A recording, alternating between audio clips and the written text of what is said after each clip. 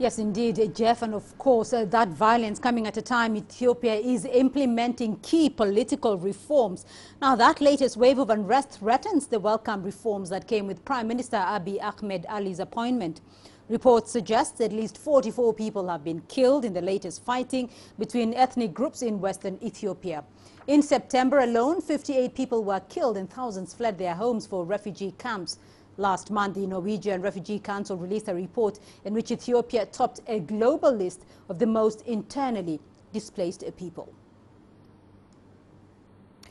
Well, earlier we spoke to international relations expert Doctor Francis Onditi about the kind of relationship Ethiopia's Prime Minister Abiy Ahmed needs to show. I think Ethiopia seemed to be passing through a transition.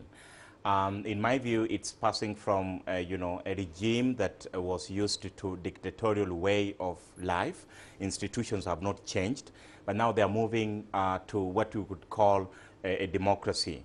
Abiy, the Prime Minister himself, is actually a champion of democracy. So we expect that as he continues to do reforms, he will encounter such kind of challenges.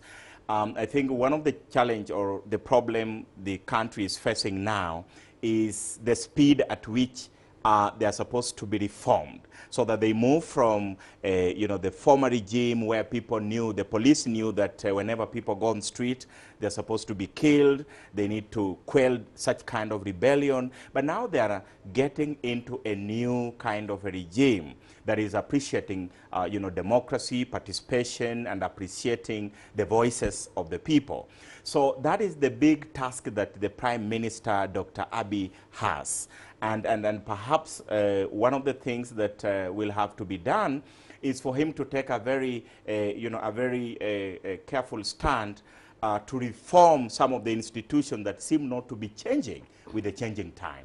The Prime Minister Abiy is experiencing what you could call, a transitional cul-de-sac. It is a challenge because the people expect that, the Prime Minister would shoulder all the problems of the Oromo because he originates from that, and the Oromo have been out of the government for many years.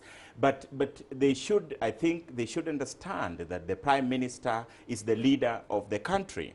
And therefore, some of the policies that the Oromo community would be expecting him to fulfill may take a long time before, before that happens. So what you would expect in that country would be the community, the Oromo community, might be feeling some level of entitlement, that, one of our own is in leadership, therefore we can do what we want to do. But that's a normal thing that happens in a transitional political regime. However, what they will come to terms with is that the Prime Minister is actually a leader of all the people in Ethiopia, and therefore they have to appreciate the diversities that is in that country in terms of social but also ethnic diversity. That is one thing that they will have to come to in terms of realities of leadership.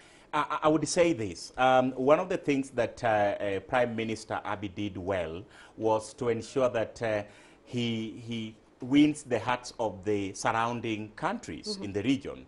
Once that happens, then he would be able to get the support of the region, but from the inside. But I think one of the things that he missed to do was to, first of all, internally try to put people on the same level of expectations so that they can be able to support his agenda, reform agenda, but also other development initiatives in the region, but also in the country. Well, the East African region is watching those developments closely, already home to thousands from South Sudan and Somalia. And as you may know, Jeff, though, Ethiopia's ruling coalition, the EPRDF, has started its meeting in the southern city of Hawassa. Reforms will top the agenda, and members will be tasked with electing a new chairperson and vice chairperson. Current party leader, Prime Minister Abiy Ahmed, is expected to retain his position as head of the coalition.